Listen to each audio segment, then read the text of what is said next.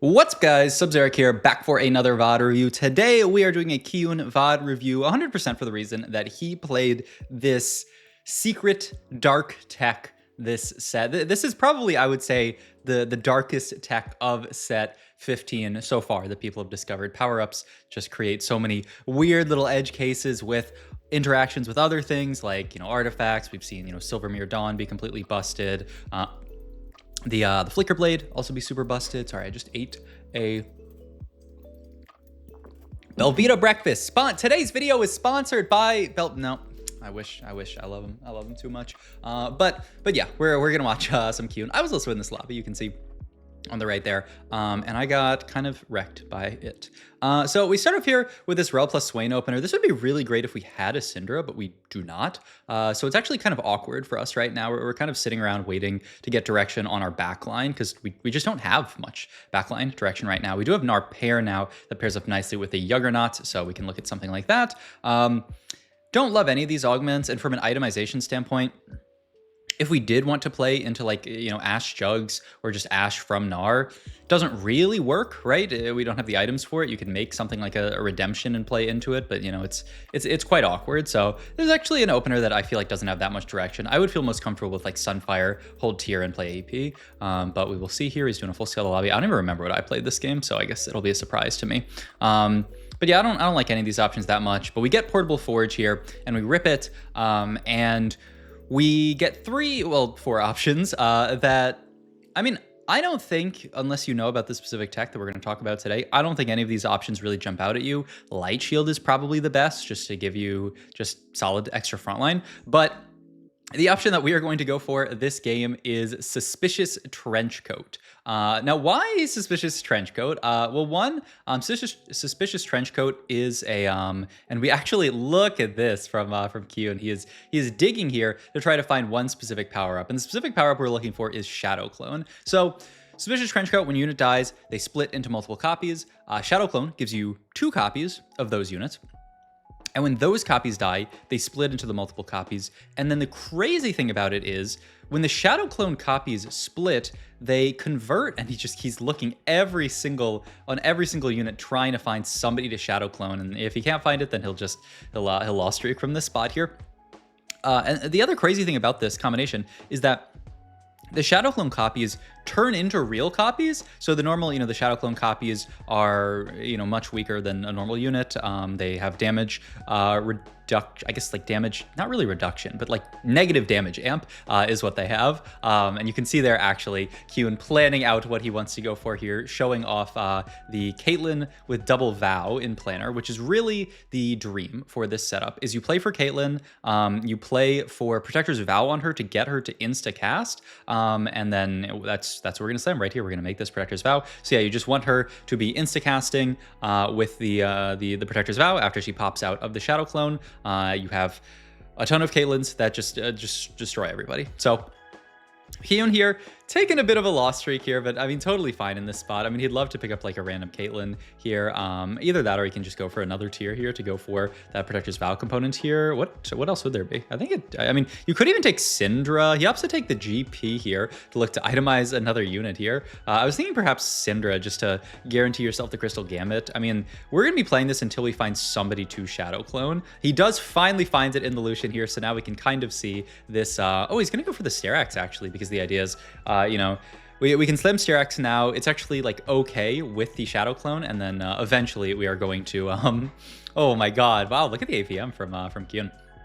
The idea is, Sterak's for now, and then eventually that can go on to the Jace, because that's the dream, is you have this Caitlyn that you get a million extra copies from, and then you just play Caitlyn Jace. Kiyoon actually, he tried to, can 2 Kaels kill 1 Garen? It's actually pretty, oh my god, no, we really wanted him to waste that. He really wanted him to waste the Garen cast on the kill that was about to die, but he actually killed it and then cast it on the next one, and so we won. That is really, really tough here, but now we're back to looking for Shadow Clones. Kind of rough, actually, because he did finally find the Shadow Clone onto Lucian, but then realized, well, wait, I actually don't want to win that fight. I want to lose. So, yeah, kind of hilarious. Oh, is this... Was I the Vi Hero augment this game? I feel like maybe that's what I played this game. I don't know. We'll see. It is gold augment, so maybe. But yeah, I mean, not an early game to write home about too much. We just got Crystal Gambit in, but we broke our loss streak, which is really quite tragic. So, you know, we don't really care that much about Crystal Gambit. We really just care about picking up something here, some kind of takeable power up. He's finally going to play around the Syndra and just say, you know what, Rising Chaos, it's okay enough for now. Man, the amount of power up juggling that has happened in this game gives you whiplash a little bit. The other thing is that, like, this is one of those lines where you need a specific power up. If you are not reaching Shadow Clone, then it's just not going to work very well. And that means you do always run the risk of just completely missing, and he actually gets rid of this, and he is going to Shadow Clone. Okay, so now he finds Shadow Clone. Finally, we can see it in action a little bit. Going to throw the Sterax on there. We do have Chain for another Vow, which we can hopefully get off of Carousel here. So actually a pretty nice looking start here from the items perspective. That's the other reason why we took this, because we had the Vow to slam here. But all right. You can see here. So we're gonna kill the Cinder, it's gonna split into 3. We're gonna kill the Cinder, it's gonna split into 3. And all of a sudden we have 6 Cinders here, 6 real Cinders that are all casting here with the Protector's Vow and just deleting people. I mean, this thing is so obnoxious. It's definitely like, ooh, do you just take Rolling for Days here to guarantee you hit? I would just take Rolling for Days and roll on 7 at 3-5 here for sure. I mean, I think it's an easy pickup here just because it guarantees that you hit. That's all you need at this point, right? Is guaranteeing that you hit on Kate. And you can also do this thing where, because you might say, okay, well, what happens if you miss on Shadow Clone? Do you just say, okay, I'm going 8th, and then like that's not a very good game played? Well, you can do this thing that a lot of people have talked about where, you know, you put power up on Caitlyn, use all your power up removers, and if you don't hit Shadow Clone, okay, sell the Caitlyn, buy another one. Oh yeah, this was my my Knuckle Dusters Vi game, which ended up like, I mean, honestly, like I look at my spot here and it looks pretty good, but I never farmed anything this game. I was hoping, by the way, that my Vi would like farm Infinite versus Kiyoon because he has all these units on his board. Like he's playing like 11 units, I guess.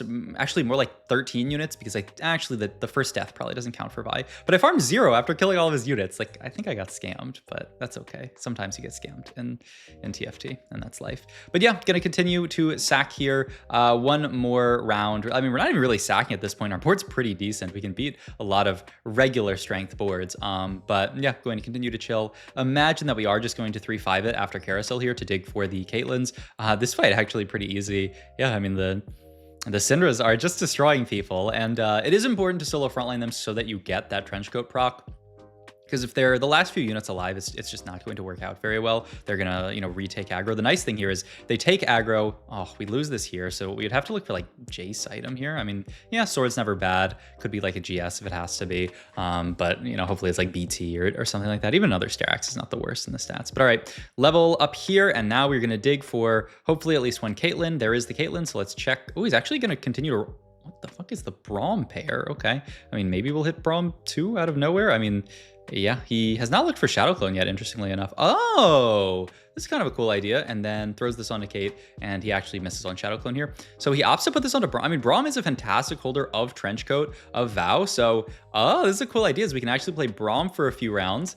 This one is gonna, you know, save us a tiny bit of HP, and 2 just gives us a board to play until we do hit that Shadow Clone. That's really smart from Kiyoon, actually. That's like very, very well played. I think, you know, so many people would just be like, well, I'm playing for Shadow Clone, I missed it, the game sucks. But he actually is like, I'm gonna play Braum for a little while.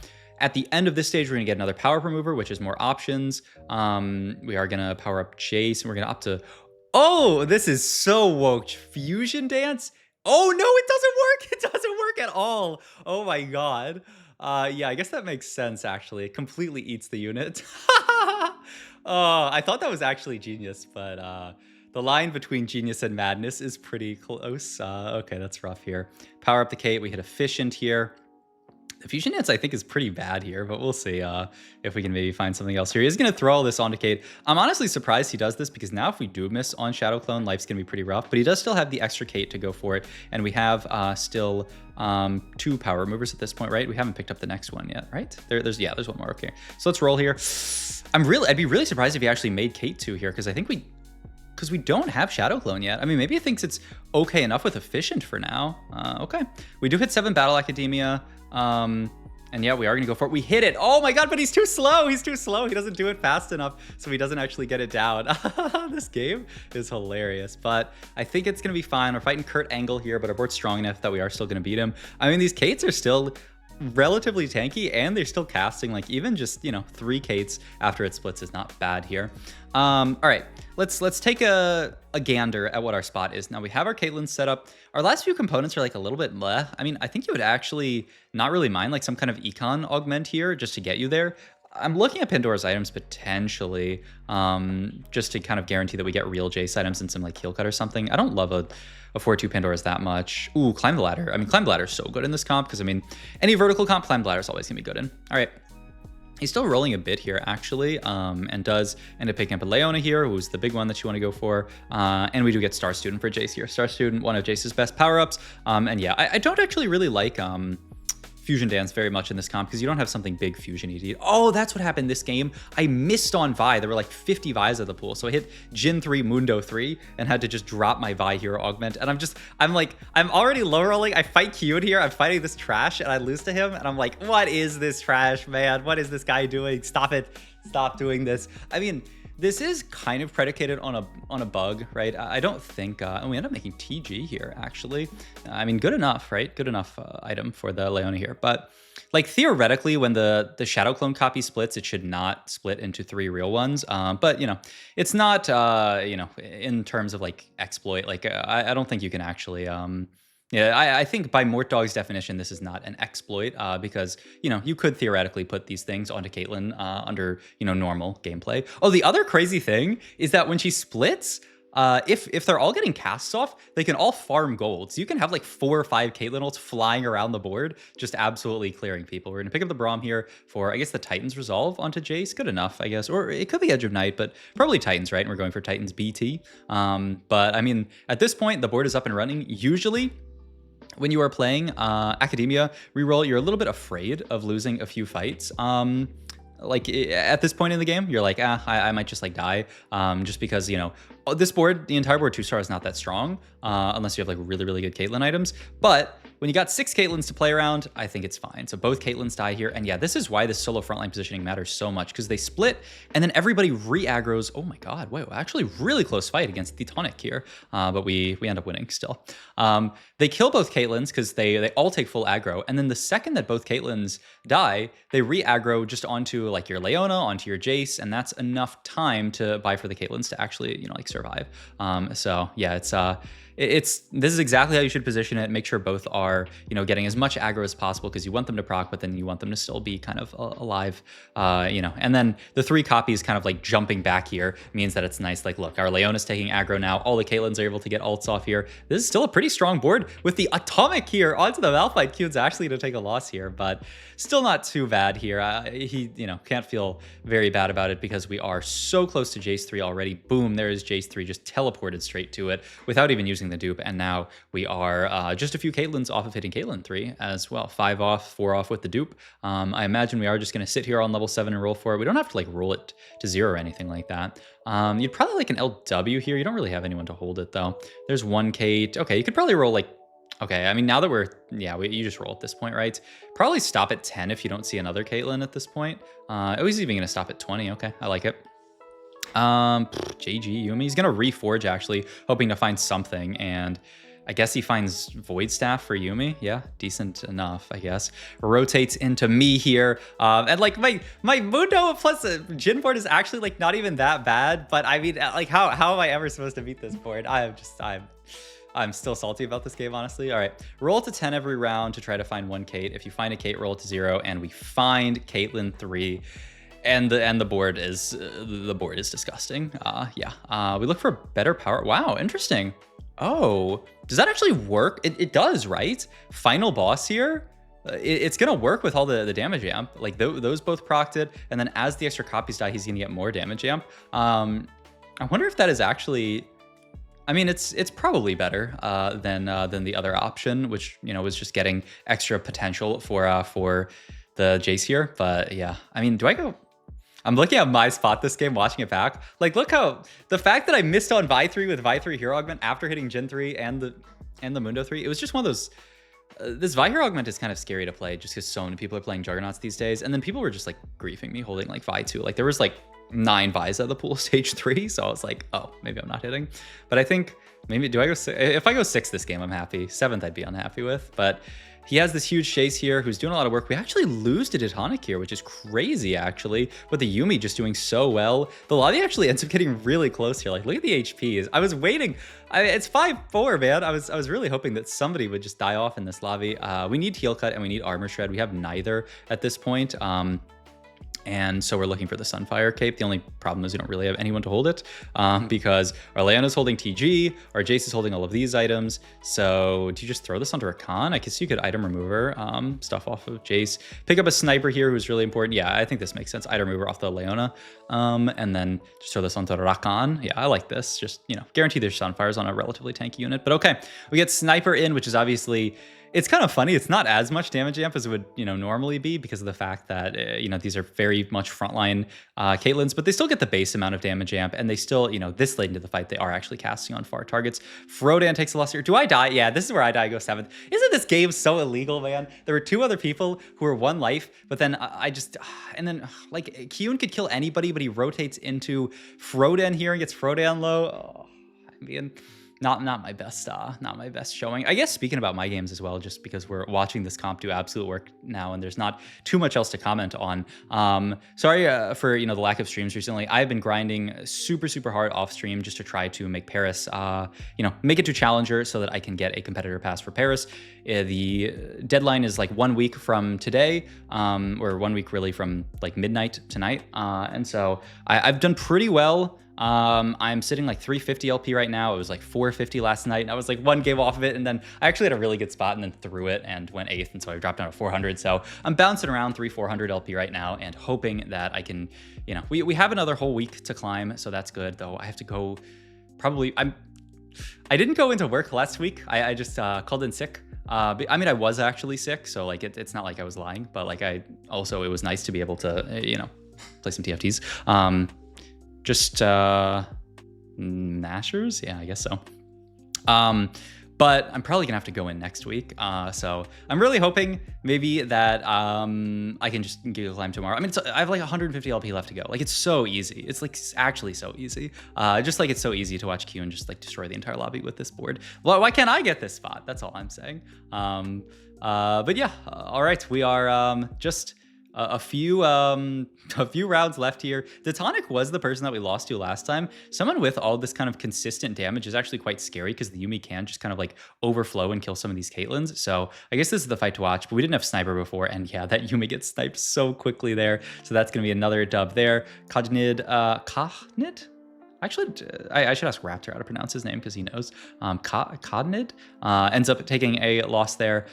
We do find a Veyrus here to play on this board, just the best sniper that you can fit here. So that's very nice. Gonna move the TG actually because it is, man, Kiyoon's actually sweating this game, even though, I mean, to be fair, this guy is on a 100 streak. We did lose to him last time. So yeah, he sweats, moves the Gwynsu over to the Varus. The AD and the attack speed, very valuable on Tim. We'll see if we can beat him this time. All right, let's see. Our Caitlyn's are splitting. Our Jace is holding the line. Just need some of these Cates to get ults off. They actually don't get ults off. Oh my god, wait. He lost this fight as well, and Kahnid ended up winning that fight. So wait a minute. Okay.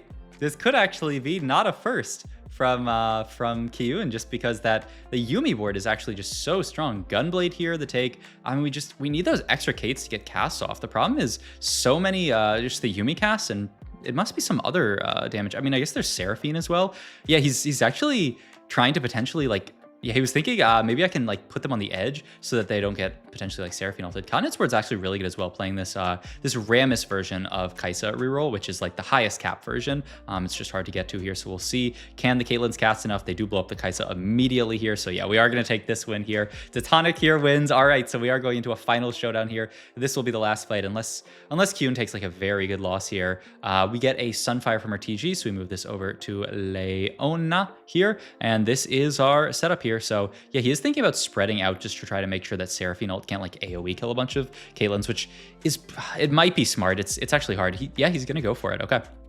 So he spreads out a bit here, try not to get AoE'd. They're going to both split into like 3 little clumps over there. And now, oh, those Caitlyn's got a huge ult off and actually sniped backline. Beautiful stuff. I mean, honestly, the full split looked really good actually, because they still got aggroed, but then they could snipe backline. So really cool game from Kiyoon, showing off this very dark tech comp. If you can get this, it is disgusting.